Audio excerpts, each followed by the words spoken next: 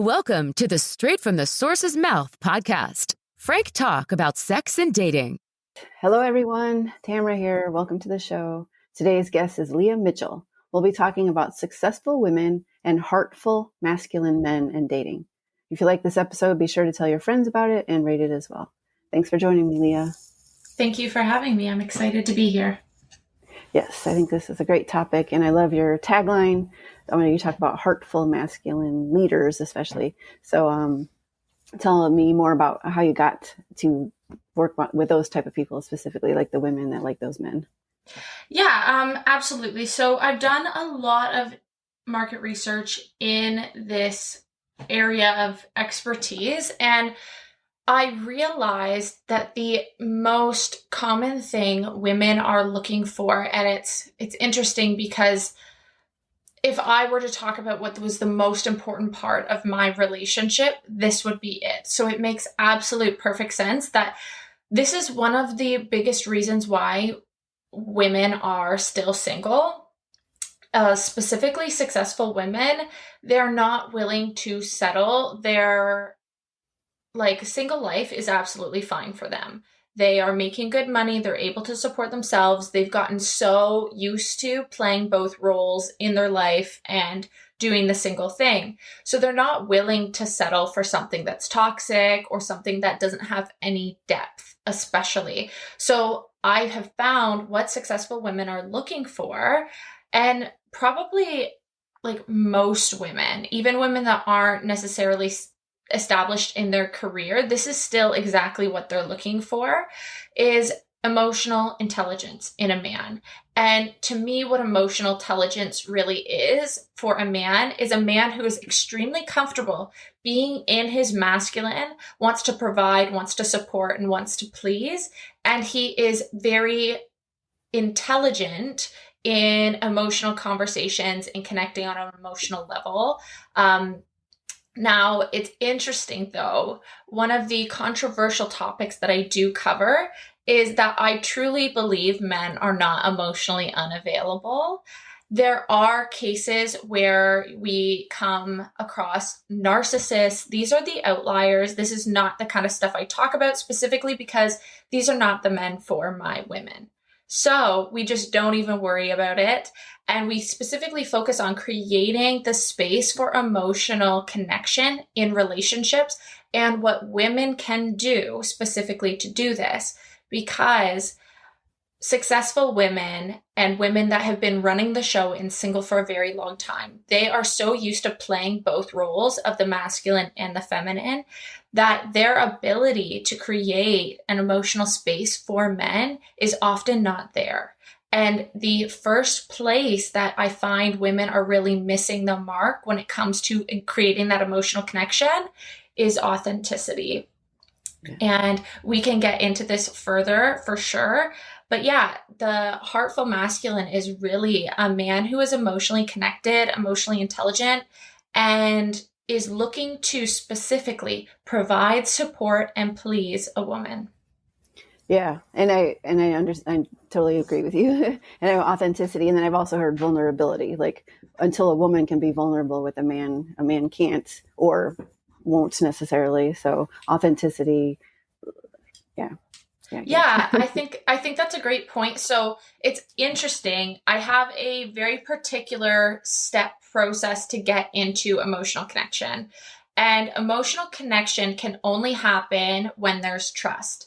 Because as you said, trust creates space for vulnerability. And vulnerability does not happen without trust. But the basis for trust, and this is so important, this is where women are missing the mark.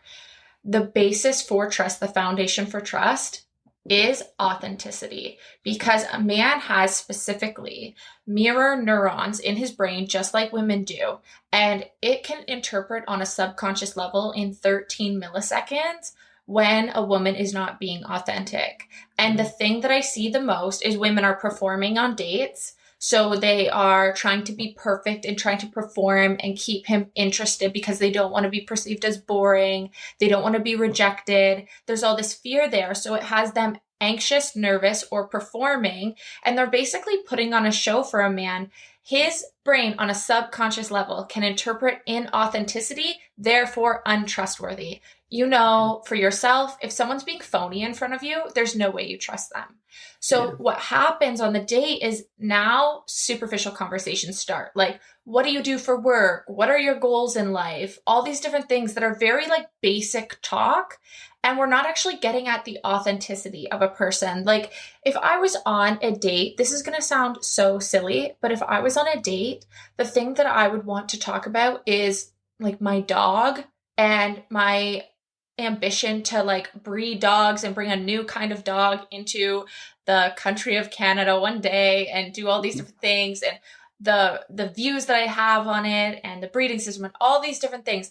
That would be something that nobody talks to me about. It's only up in my own brain. And I would love to absolutely be able to share that with someone.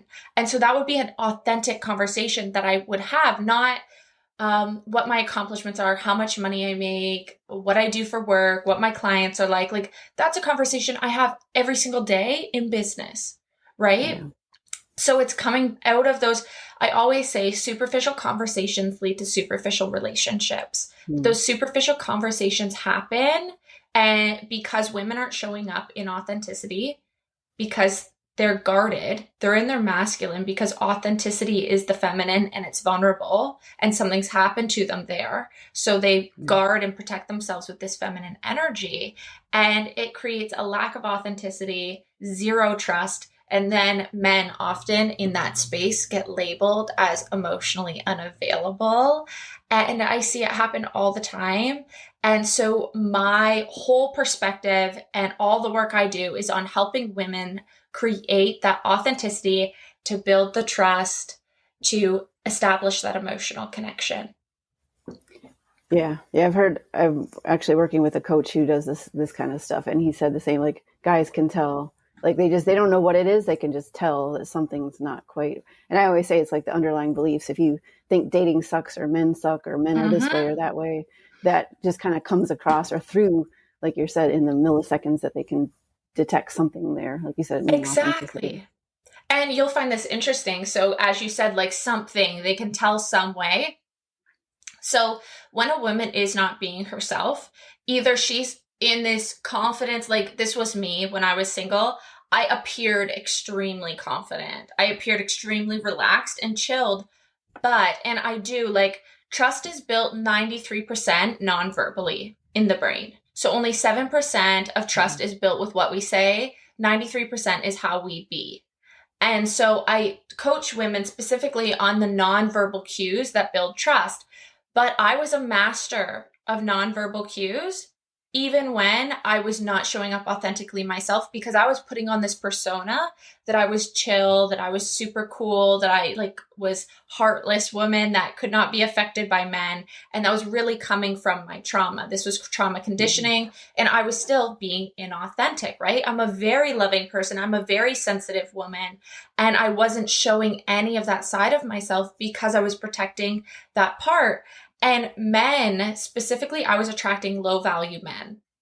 Now, the reason why I was attracting these men that just wanted hookups, that just wanted sex, and they weren't serious, was specifically because when you are not showing up authentically, your cortisol levels go through the roof.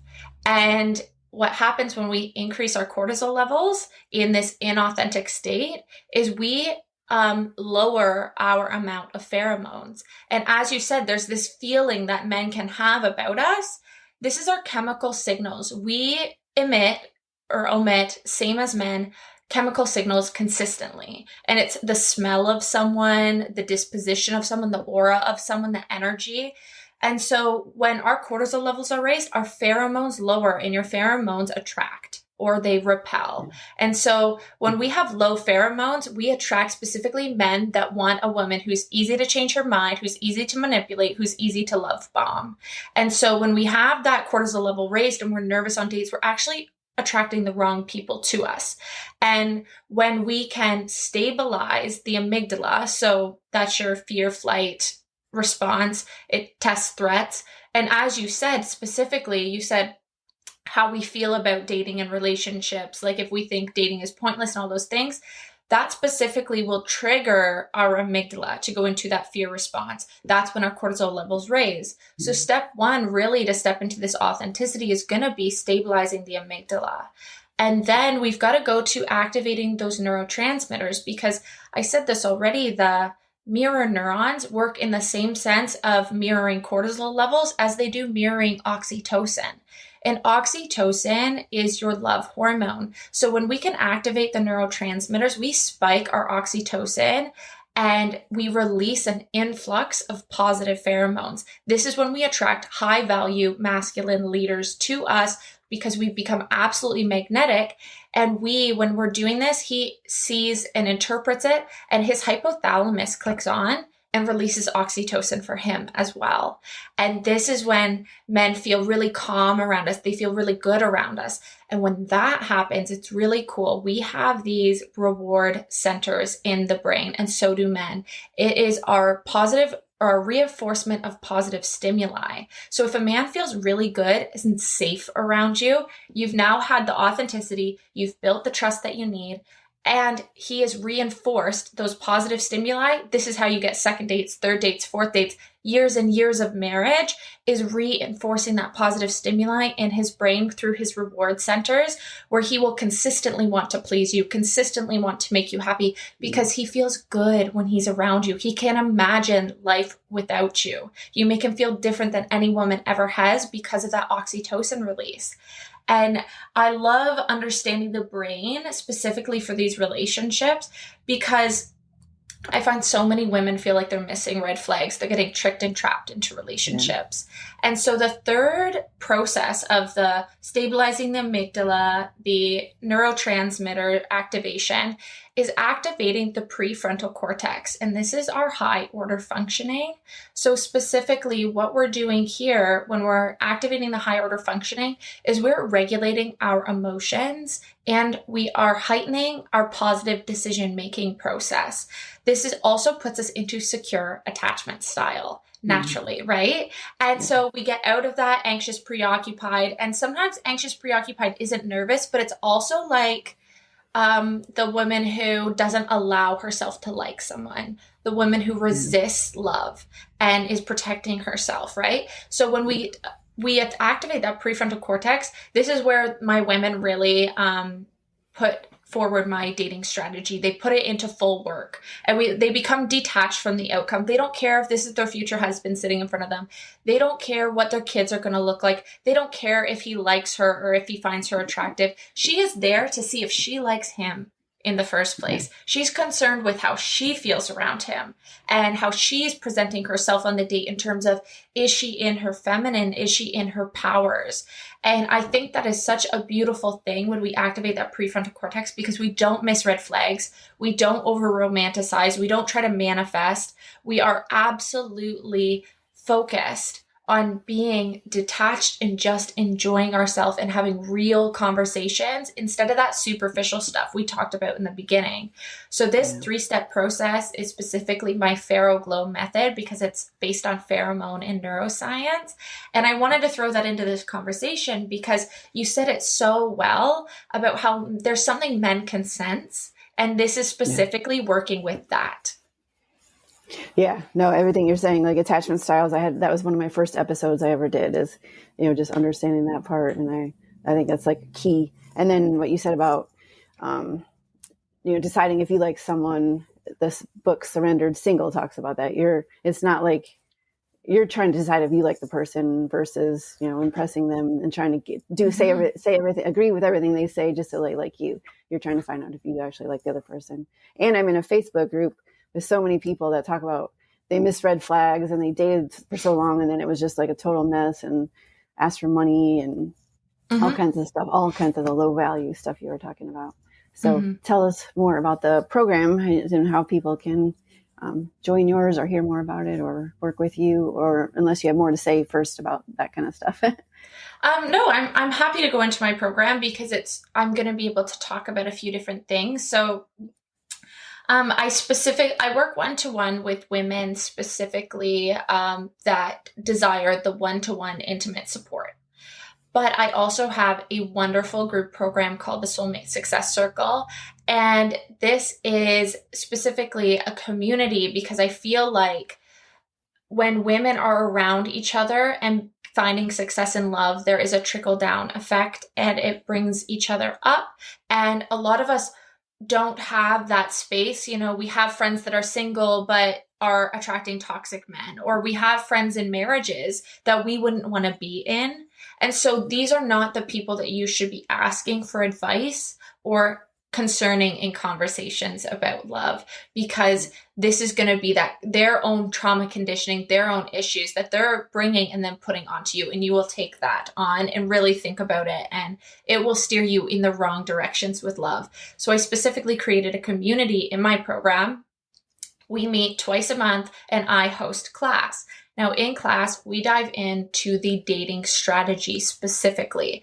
My dating strategy is built on boundaries, protecting women, seeing red flags, and having this detached energy, as well as the PheroGLOW method. So we're activating all of these things to build a really sound dating strategy. This strategy goes right down to like what to put on your profile on dating apps to be authentic, to attract the right men and repel the wrong men. So it's very, very specific. And I did this, I have the dating strategy because the other element to these classes is the energetic healing. And this is specifically the subconscious reprogramming, which is so, so important that we're doing. Yeah. And so the reality is that subconscious reprogramming does take time. Healing takes time. You do not have to be in a certain space of self-love to deserve unconditional love. You do not have to be healed to a certain amount in order to jump into a relationship. These ideas that we have to be somewhere in our journey in order to find love is bullshit, in my opinion.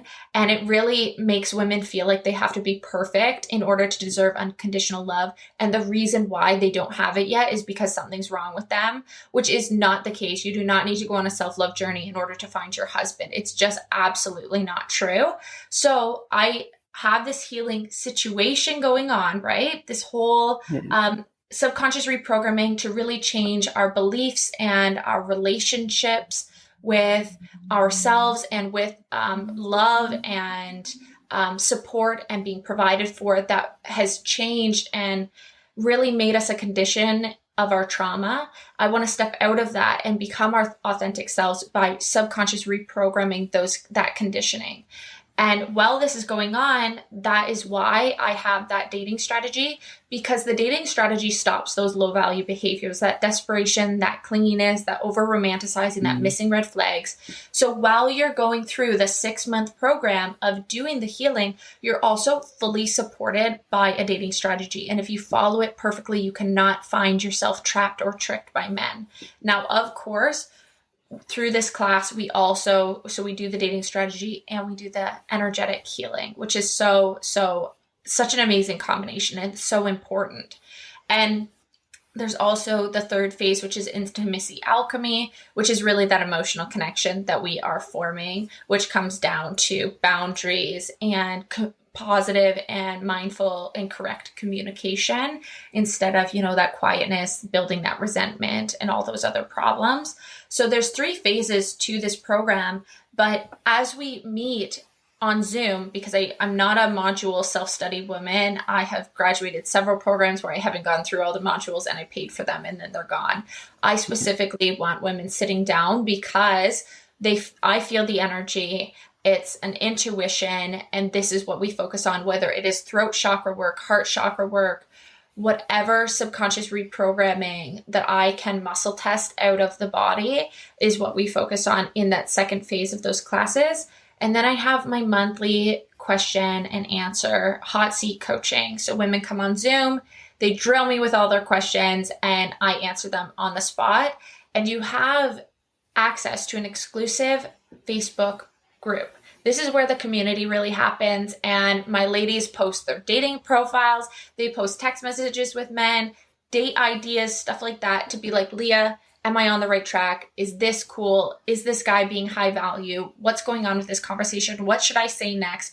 I really help build from the smallest stuff with those primary conversations to the biggest stuff with commitment, engagement, those much bigger conversations. So this is a 6-month process that really takes you through. And I am very, very proud to say that I do have 100% success rate in this program, which is so, so exciting, as well as with my one-to-one clients. So the best way to get into this program is by coming to my Facebook, and I will, of course, send you my link for that, and popping in my DMs and saying Soulmate Success. That is the absolute best way. I have a lot of free resources to get a taste of what working with me is like. And I also allow everyone to book one free call with me to really dive deep into where they're at in their love life and what they need to do next. So on these calls, you bring one thing. I need an absolute solution for why I'm attracting low value men, or why I can't find a man that will ask me out that I actually like. They bring me a problem, and then we dive into it and they walk away with a solution. So if you're looking for some free consultation, the best way to find me is popping in my DMs and saying free call, and I will set you up with my calendar. Okay. And you can say your actual, the Facebook group, or whichever way you want people to reach you. Your handles and social media and all this stuff. Yeah, the best way to reach me is on Facebook. I'm under Leah Mitchell on Facebook. I'm pretty easy to find. My tagline on Facebook, so that it's me, is I help unapologetically successful women also be shamelessly loved by a heartful masculine leader.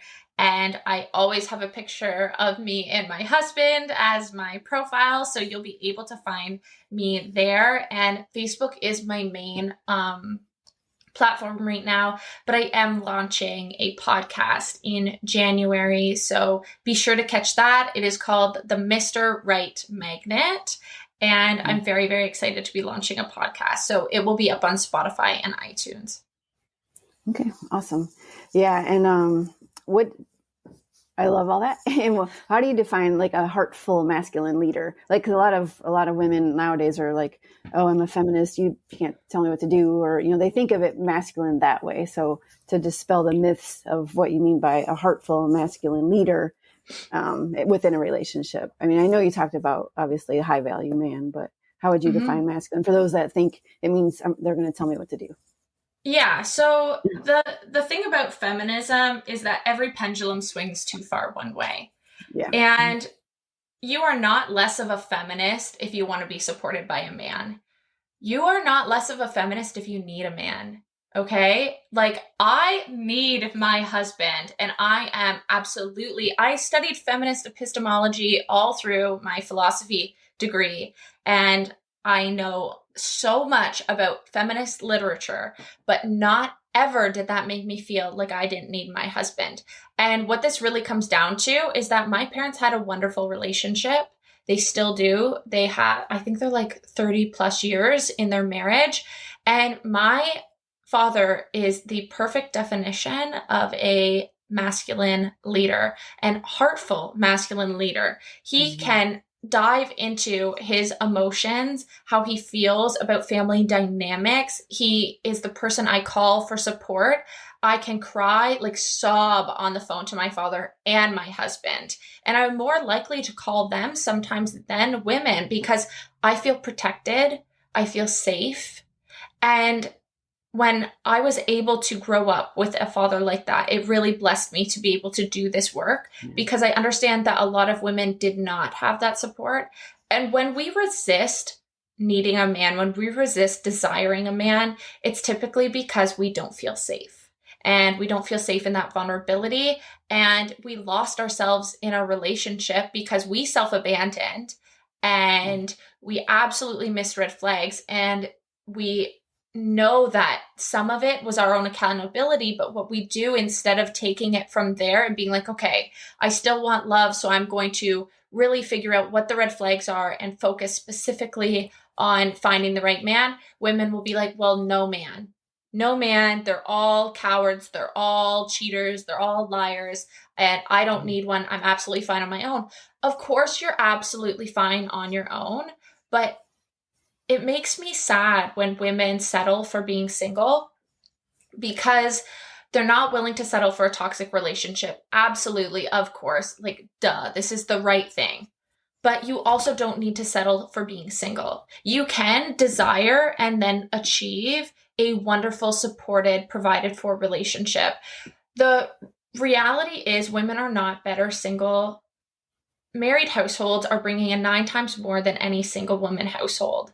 And this is, of course, the dual income, but think about that 9 times more support is what's happening in those married households versus these single households. And I really bring up those statistics because that's one part of it, is that financial support, but it's also like everything in my house gets split. Honestly, actually, I work a lot. And so my husband does basically all of the house stuff, the chores. I only do laundry because he fucking hates doing laundry. But we walk our dog together.